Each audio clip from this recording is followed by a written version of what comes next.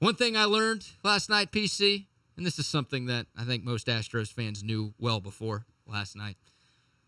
Minute Maid Park is a house of horrors for Aroldis Chapman, and the Astros are Chapman's boogeyman. They absolutely own that dude. It doesn't matter what team he's playing for.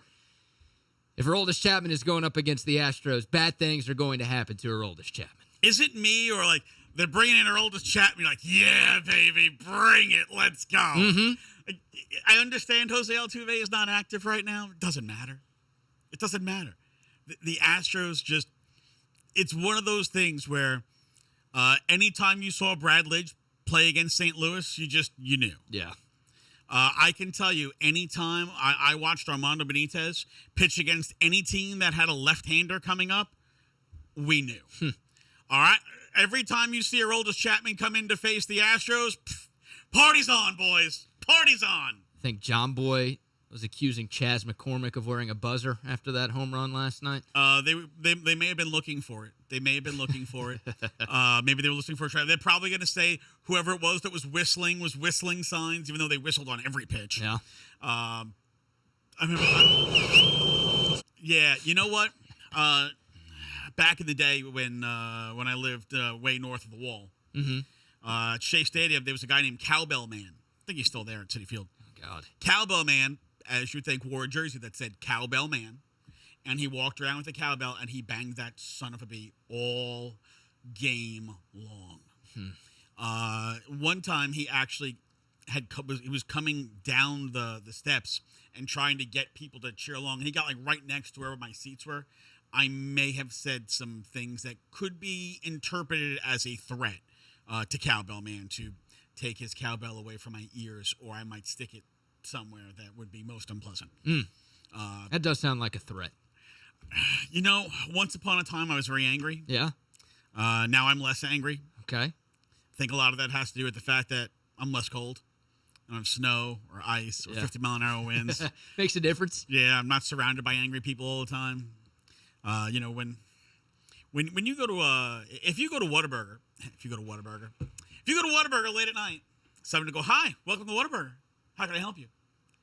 You go to Brooklyn, you go to Burger King late at night. What? You want fries? $14.63. Next. What? You want fries? $22.86. What? I'm not even kidding. Not quite Chick-fil-A service up there. No, it is definitely is not. By the way, Chick-fil-A, golden goodness from the gods. And also shout out to Al from Beaumont, who we were about to get to on the phone. And because he was going to call up, he wanted to bitch and moan. You guys are so mean to the Rangers. It's not fair. Why are you so biased against my Rangers? My butt is bleeding. And we're going to give you a chance to come on and make an ass out of yourself. And you hang up, you lily-livered coward. You coward. I was about to go right to the phones to bring him on. Just like the team you root for. Oh, man. Frickin' coward. So I want to ask you about Chas McCormick, because he was the hero of last night's game. One of many, but the biggest hero with his 6 RBI performance, and he just delivered seemingly every time he came up to the plate. Also made a couple of really nice catches in center field as well. I think we all know that Chas McCormick should be this team's everyday center fielder now, and finally Dusty Baker has come around to that thought, and it feels like Chas is an everyday player for this Astros team. Still some concern about where he is in the batting order every day, but we're making progress here. The big question now is, and I was actually having a debate with my roommate last night, PC, about the future of Chas McCormick. There are apparently some Astros fans out there who want to trade Chas McCormick. Not because they don't like Chas, but they just feel like his value is at an all-time high right now. And they're worried that he's not going to be able to keep this up for the rest of the season and or the rest of his Astros career. And they feel like, hey, his value is really high, so if we were to move on from him right now, we'd be able to bring in a frontline starting pitcher and maybe something else in the process. I ask you, has Chas McCormick entered that untouchable conversation? There are obviously a few guys that just, no questions asked, the Astros aren't going to move on from, and if anybody else decides to call and ask about him, the Astros are going to hang up the phone. Where does Chas McCormick fit? Is he untouchable with what he's done over the last month and change, Or do you think there's a chance the Astros should consider making a move if it is for a big-time piece that they could bring in at the deadline? Is he untouchable? No.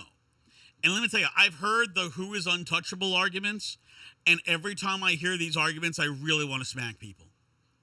Well, I think Altuve is untouchable. No. You think Altuve is untouchable? No. What? You think Jordan is Fromber is I hear these arguments, and I'm like, what kind of idiot is even having the discussion? Do you think they'd trade Fromber? If you know somebody who says that, I want you to pretend that you are Gibbs from NCIS and just bap them right upside the head because they're morons and they deserve to be hit. Separate them from their stupidity. Mm-hmm. Is he untouchable? No. Should he be extremely hard to touch? Yeah. When we're talking about to get a big-time piece, what exactly are we talking about? Because there is no rental out there who's not named Shohei Ohtani, who is worth giving up Chas McCormick for.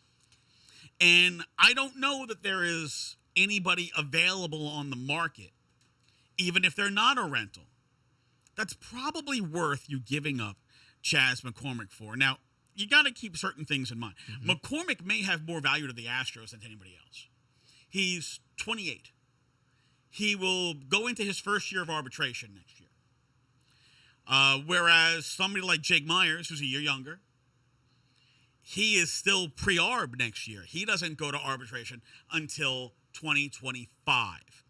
And let them look at all the metrics that say, oh, Jake Myers is this elite center fielder. Him and Kevin Kiermaier, they lead the league in defensive run saves. I think Chas might be maybe a run or two behind them. Going into this week, Myers and Kiermaier were 7 defensive run saves. Chas was 5 defensive run saves. It's not like Chas is some scrub out there. No. This isn't Carlos Gomez playing center field like he's getting chased by bees, and Astros pitcher going, what the are you doing? Chas McCormick's a really damn good player. Did anybody forget the World Series? He made one of the best catches in World Series history last year. This was a case where going into the season, if Myers was going to take playing time away from Chas, he should have had to greatly outplay him. He hasn't. Chas has blown him away. But a guy like Myers will have value because he's pre-arb. So let them take Jake Myers. Let them take, Corey Jokes. Love Corey Jokes. Local guy. Played at UH. Played at Corpus. Played at Sugar Land. Now he's playing here. It's a great local story. Sure. He's a 5th outfielder. Yeah. I mean, I'm glad that he's had some success, but he's a 5th outfielder. And if that means getting him goes into a package to get you the player you want, Chas McCormick should be playing outfield every day. Whether he's playing center field or whether he's playing left field, Chas McCormick should be playing every day. And the fact that he's finally blossomed, look, he made a change to his approach to play. So you'll notice if you look at film from him last year and film from him this year, he stands up taller at the plate. Mm-hmm. And the reason why he and the coaches, they worked together because they wanted him to get better pitch recognition on that slider that drifts outside to right hitters that he would pull Jeremy Pena and wave at all the time. Well, why is he not waving at it all the time? Well, because he's changed his approach. He recognizes the pitch better, and you're seeing the results, and that he's now hitting both righties and lefties, and he's hitting for more power. How about him pulling that home run off of Aroldis Chapman, too? He's usually an Oppo Taco type of guy. The fact that he was able to turn on 97, 98. It was only 97. You saw him take one out a month ago at 102 and a half. 97 is slow for Chad. That is nothing. Yeah, he's NBA Jam level hot right now. I'm not trading him. We'll take your thoughts, though, Astros fans. 713-780-ESPN if you want to weigh in on Chas McCormick and the way he's been playing as of late.